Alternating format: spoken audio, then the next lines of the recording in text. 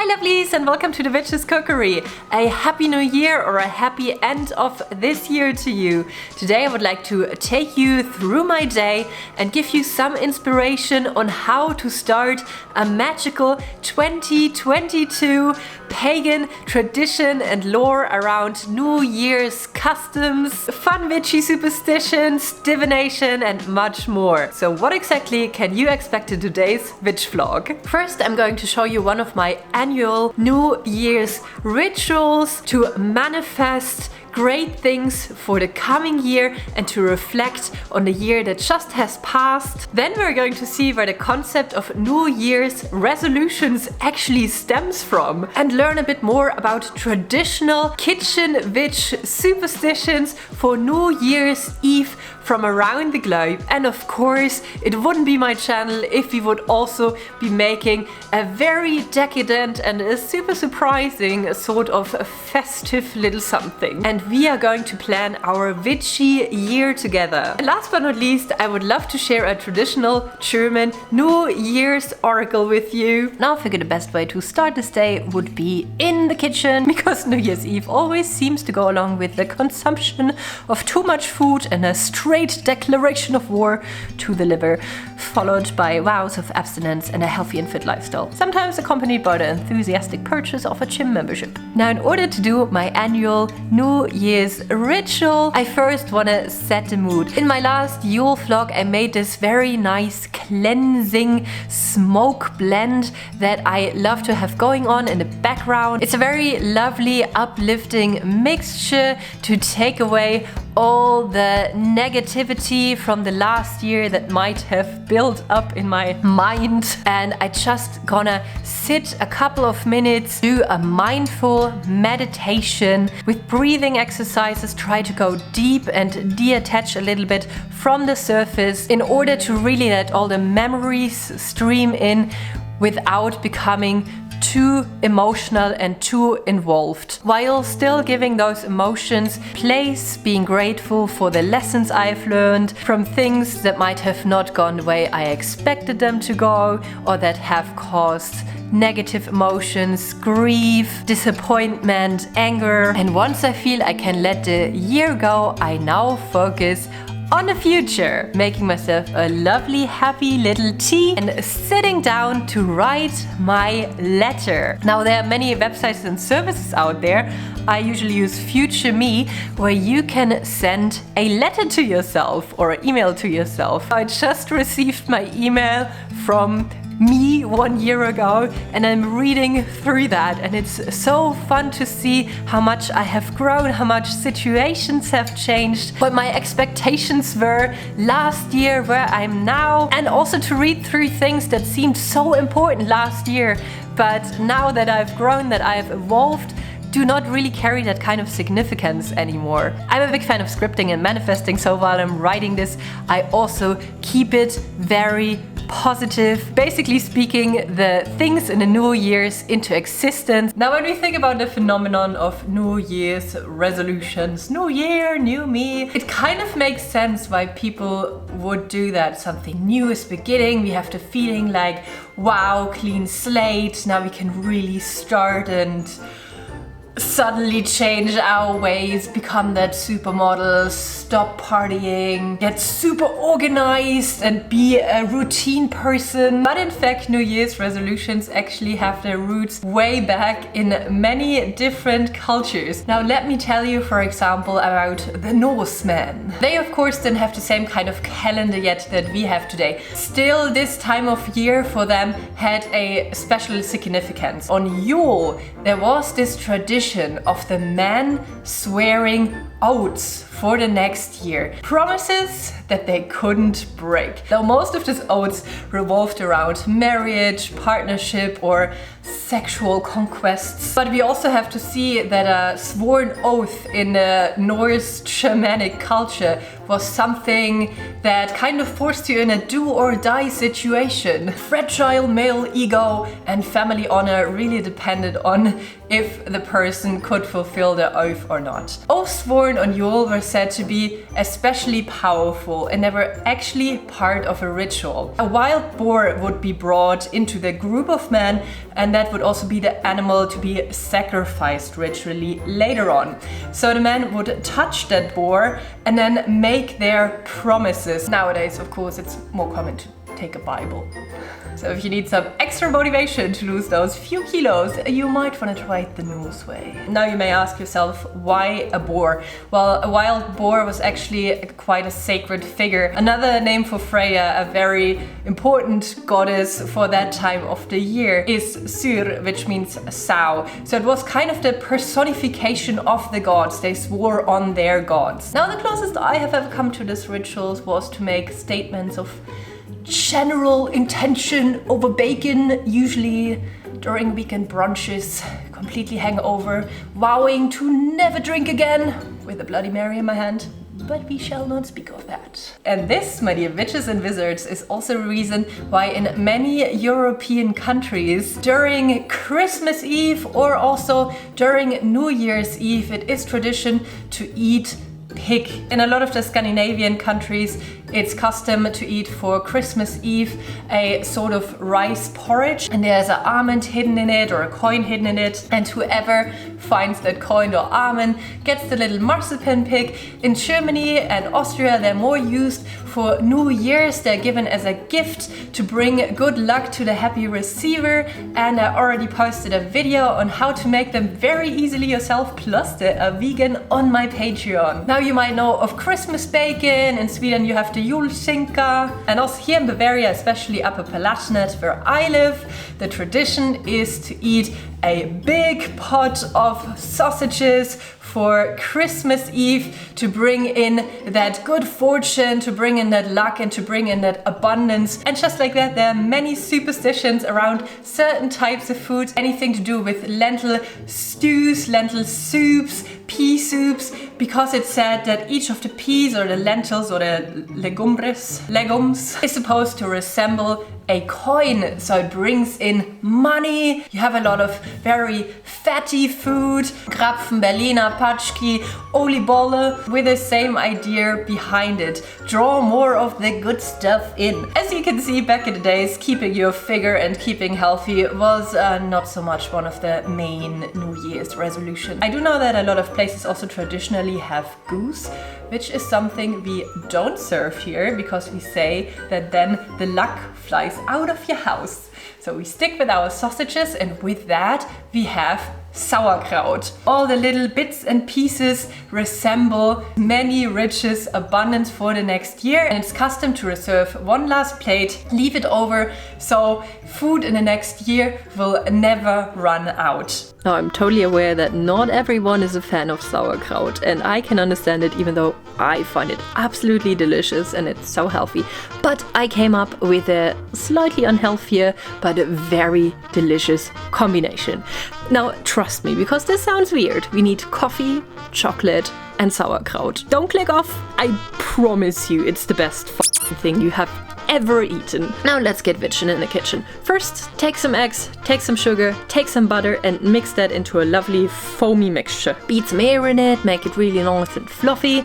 Then a pinch of salt, I usually take a bit more than a pinch, and a bit of baking powder so it rises. Then I used a little bit of vanilla flavored sugar to give it a little extra and stirred that in as well. Now for the liquid, we're taking some cooled down coffee. Bear with, I promise it will taste good in the end. And a ton of unsweetened raw cacao powder. Very delicious and not too unhealthy, and boosts your serotonin levels, aka it makes you happy. That's also what we're going for. Put a little bit of flour in so we have a strong base, and then we stir that as well so it's really nice and mixed. Ooh, so silky, so delicious. And now for our secret New Year's ingredient, the sauerkraut. Now if you live in Germany, you know that in a supermarket you have like a million different sauerkraut versions. Just take the simple one and then you take it home and you wash it really well. We don't want all that sourish, acidy flavor. We want basically just the kraut. And so it's not wet, really squeeze out the liquid. Look at that. And what we have to do now is to really chop the cabbage into small, tiny little pieces. I would recommend using a knife to get it relatively small. We don't want to have it too small, so don't put it in a food processor where it gets all mushy, because then your cake will get very wet too. I mean, it takes a little longer, but it definitely pays off. Make sure you cut it small, because you don't want like the stringy cabbage things in there. It just would hurt the texture a bit. And then we add it to our chocolate base. Sounds weird, but trust the German, trust the process. Now we only have to grease a cake pan of your choosing. I used a stick of butter, the easiest way to do that. And then we put all that delicious sauerkraut and chocolate batter in there. Pop it in the oven for around 30 to 40 minutes at 160 degrees Celsius. And while that sits in the oven, we are going to make a very delicious, lovely glaze. So this is a version of a chocolate ganache. You just have to melt butter and chocolate. I use dark chocolate and milk chocolate. Easiest way to do that, put it in a bowl, pop it in the microwave for a while, and it will really nicely melt together, and then you only have to stir it. And now to make it a bit more lighter and taste not in calories, we add in sour cream. Stir that together. It might take a while until the butter gets cold again to be that creamy. And now our cake should be ready and cooled down, so we can get it out of its cage and then spread it with that delicious silky chocolate ganache. Oh my god, so good. I mean, we're not going for perfection here, as you can see it. We're going for taste. And as I like to keep my cakes light, I put a little bit of fresh fruit on it, because I feel that balances it out really nice. A festive little sprinkle, because New Year. And then we cut it. Oh, look how moist and look how soft and perfect. Swearing an oath for New Year's was not only a Norse custom, it was also practiced in ancient Rome, for example. Now we do have the Gregorian calendar, reformed by Pope Gregory. And before we had that, in the Western world, there was the Julian calendar, established by Julius Caesar. And he was the one to set the month January, the 1st of January, as the beginning of the new year, which was also the day where all the new people in Senate in Rome were sworn in. The Roman officials made their pledges of loyalty to the city, and also the common people would exchange fruit and honey among each other, try to make things right with their neighbors, fulfill promises they haven't kept yet, and also made pledges to the gods in the temples, vowing whatever they would do in the next year better for their deity, or in order to receive blessings from above. Now, where does January come from? January originates from the word, the god Janus, the double-faced Roman deity, who incidentally was also the god of new beginnings. So he has one face that is looking towards the future, and then he has another face popping out of the back of his head, kind of like Quirrell in Harry Potter and the Philosopher's Stone, that looks into the past, like things that have been. That's also a really nice symbolism for our own New Year's rituals. What I personally find very, very helpful when doing so is to not overwhelm myself and put all that energy and expectation in that one day in the year. You know, a year is very, very long, so I rather space it out, like very harsh goals, New Year's resolutions for myself, and expect them to all come true now, and I all have to start working on my fitness and my health, and how often I meditate, and how often I spend time with my partner and whatnot. That is kind of deemed to fail. There are too many things, so I rather keep it simple. Now, every of the pagan holidays does come with a certain energy. So what I'm doing at the beginning of the year is to sit down with my calendar and then take all the 8 holidays, and I'm making that into a little crafty project, drawing with colors or shapes or pictures that I associate with that time of year. And then while I'm doing so, it's very easy for my brain to remember those feelings, those seasonal energies. For example, next we have Imbolc coming up, the returning of the light. Life starts up again, everything starts to grow again. So I will write down some key words that can be growth, new beginnings, life. So I know that when I come to that page in my calendar, I can sit down again and focus on these goals. Let's say I have been in a winter slump, I know then it's time again to pick myself up, to change maybe my wardrobe, to clean my house, to focus on things that bring light and joy, to move more outside. Very natural things that come with the seasons. That is a very fun way to structure your witchy year. Not only because you will not forget about the holidays, but you also always have these constant reminders to be mindful, to live a very fulfilled, very in tune life. In Germany and some other European countries, for New Year's Eve we have the tradition of lead oracles. It's not quite clear where it actually originated from. It might either have been the ancient Romans or the ancient Greeks, but it doesn't really matter.